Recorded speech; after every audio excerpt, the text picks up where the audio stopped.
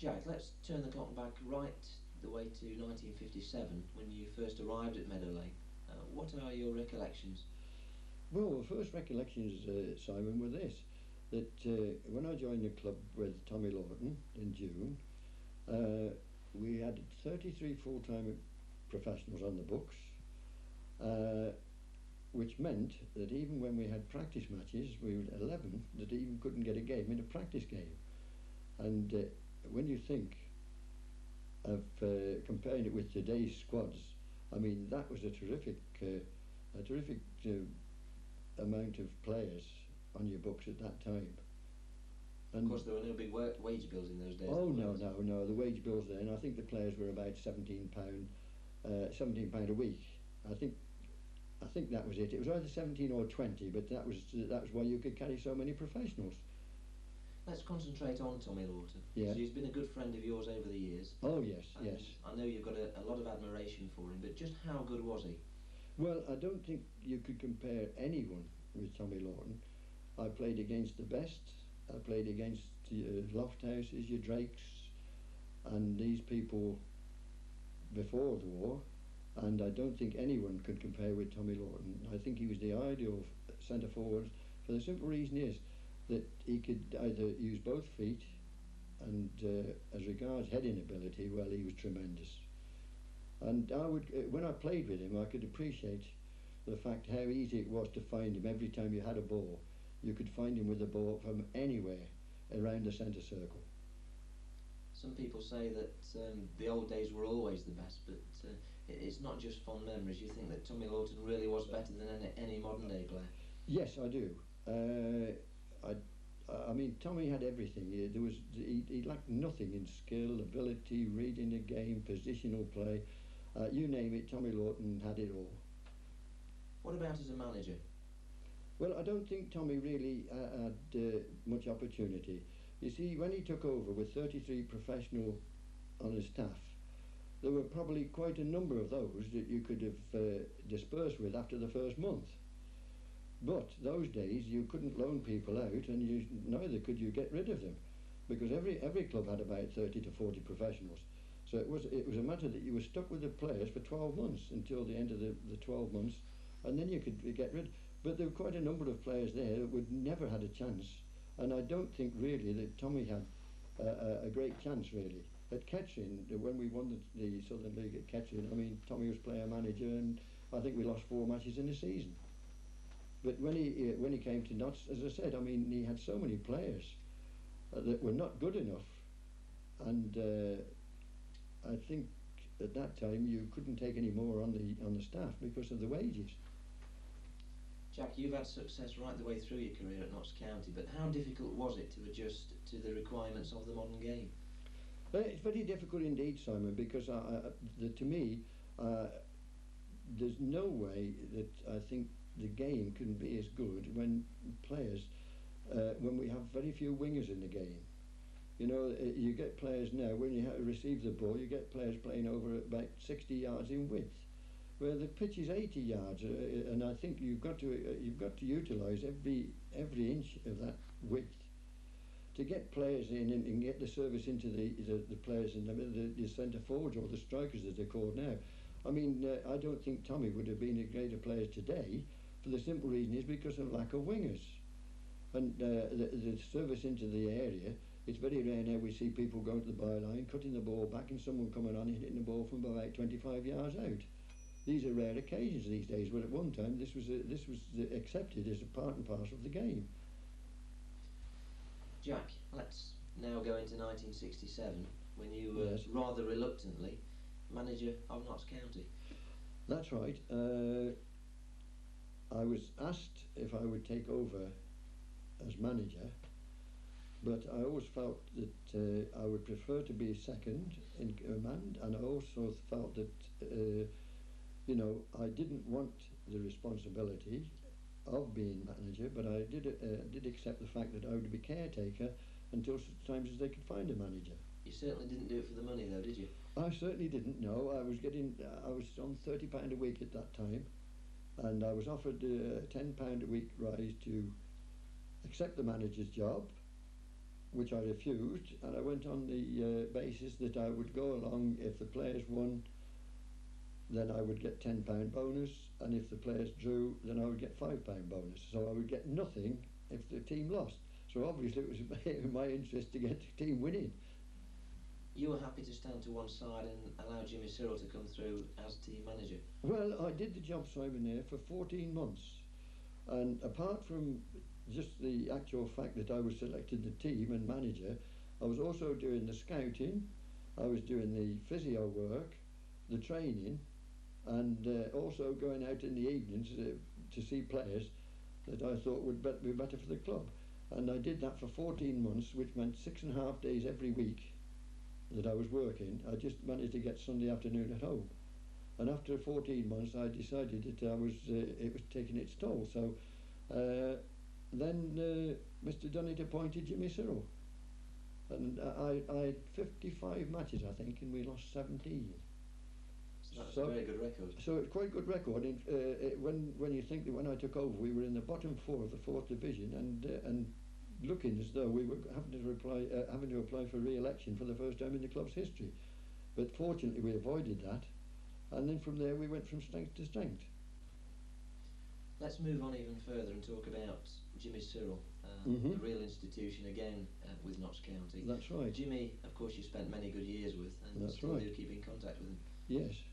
Well, Jimmy was a very, very good man to work with. Emphasis was always on work and also on footballers being trained to play the game and know the game. And as a coach, Jimmy was first class.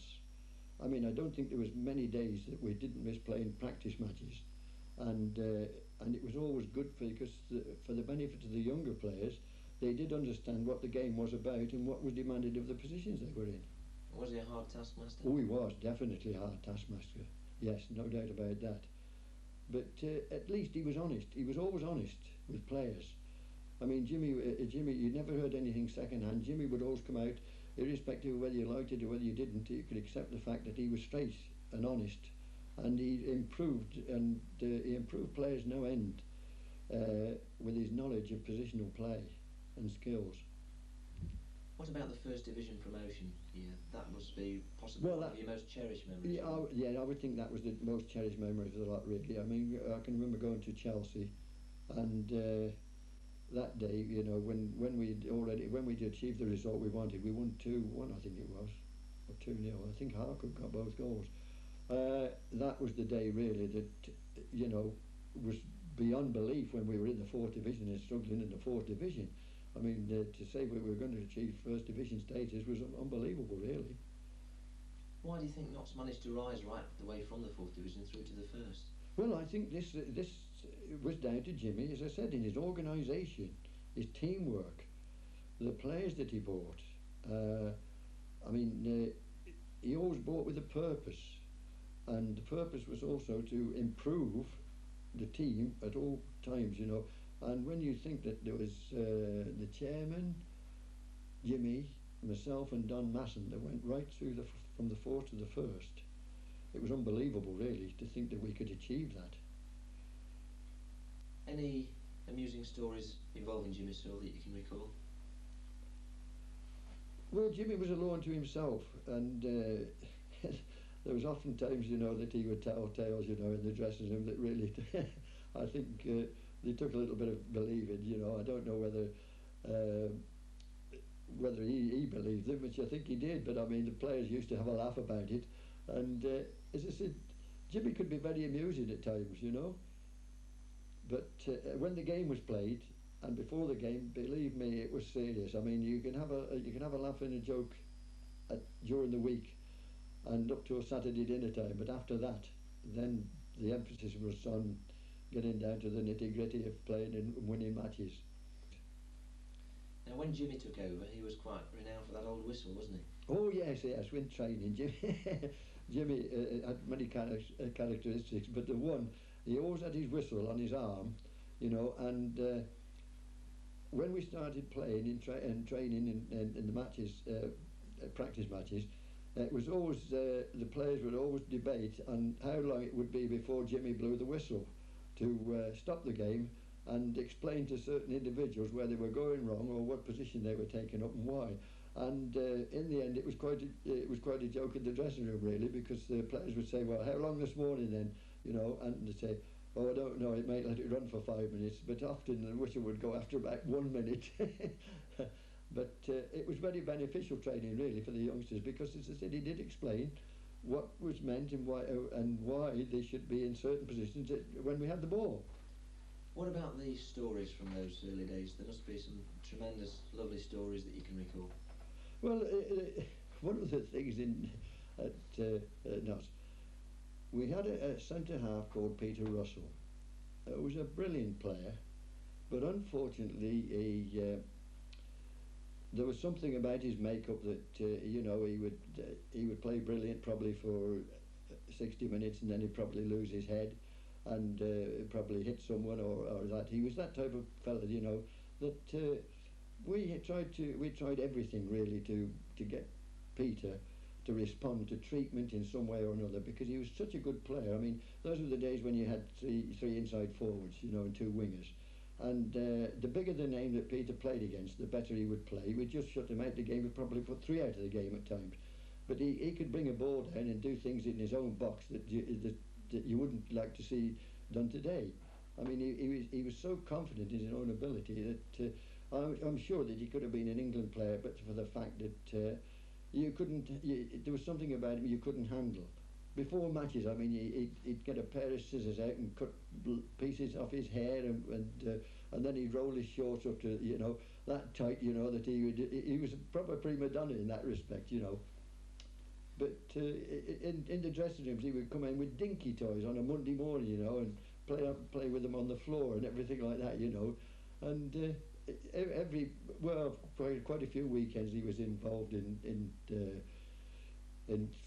some sort of controversy over hitting someone or getting into problems anyway.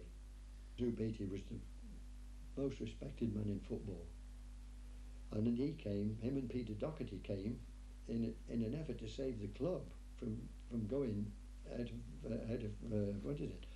But Peter and Andy took over on a basis that they would help to revive the club, and in view of the fact that they were two of the most respected men in football, was marvellous to have them really come to Notts County, where the club were nearly out of the league because of the financial situation. And Andrew Beattie was the most respected man I've ever met in football.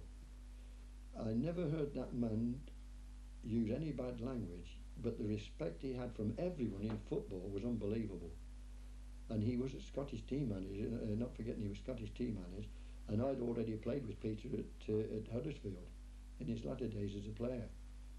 But we had quite a number of managers who had their own ideas and what have you, and some were fortunate, some weren't. I mean, I can always remember Frank Hill coming, and he was a chain smoker, was Frank. And Frank wasn't always particular who cigarettes he had or what type he had. As long as he'd got a cigarette, he couldn't, you know, he used to get them from all sorts of different departments. But he was quite a character. A really hard man was Frank. So the players had to hide their own cigarettes away then? Oh yes, certainly, yes. Because Frank only lit one every day until he went home. I don't know what he did when he was at home, but that was the only one he lit all day at the ground. Often when we had team talks in places such as Rochdale and Crewe and all these, I said, by gum, the lads were pleased to get out to get a breath of air when the smoke was flying around. But he had his own style. Yes, he did. An individual sort of. Oh yes, he was very much so, and a good manager. Did amount of respect. Oh yes, he did. He was with us 3 years, and a really hard man was Frank, but a real character too, because he'd played at the Arsenal, and he'd been a star and for Scotland too, and he certainly knew what football was all about. Jack, 26 years at Yes. Meadow Lane without missing a game. Now that's a long time, almost a lifetime in work, but you Mhm. still have that urge to go down to Meadow Lane now and see the boys in action. Yes, I go down every home match actually, Simon. I wouldn't miss it because I think it's been a way of life. I mean, when you've been at anywhere 26 years, and I was at 26 years, And never once did I sign a contract at Meadow Lane. At any time, I worked on the assumption that any manager that came in could just dismiss me without holding any club to a 6-month or a 12-month contract.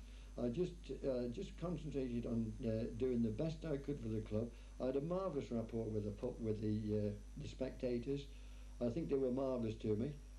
No more so than when I had a testimonial match in 1972, when 9,000 turned up on one of the worst nights you could ever have in a winter, and when we played the Forest, and that in itself to me was marvellous. And as I said, Notts County was my life. I was given the opportunity by them to come into the game on the coaching side and the training side, and I always repaid them with loyalty. I had opportunities to go elsewhere, but seeing that Notts County offered me the choice and gave me the opportunity of coming onto the other side of the game, then I thought, out of loyalty, I could never leave them. And given the chance, I'm sure you'd do it all again. I certainly would, yes, because I enjoyed every minute. There was times when you used to think to yourself, well, I don't know whether it's worth it. When you do 6.5 days a week, sometimes I used to get home at 3 o'clock in the morning from the journeys down the south, and you'd be pushing a skip up the back of Meadow Lane, and you'd think, well, is this worth it? But then you had the players who were marvellous. I always admired all the players down there, you know, and I always got on well with them. There was very, very few that I couldn't get on with. And as I said, I'd do it all again because I enjoyed every minute of it.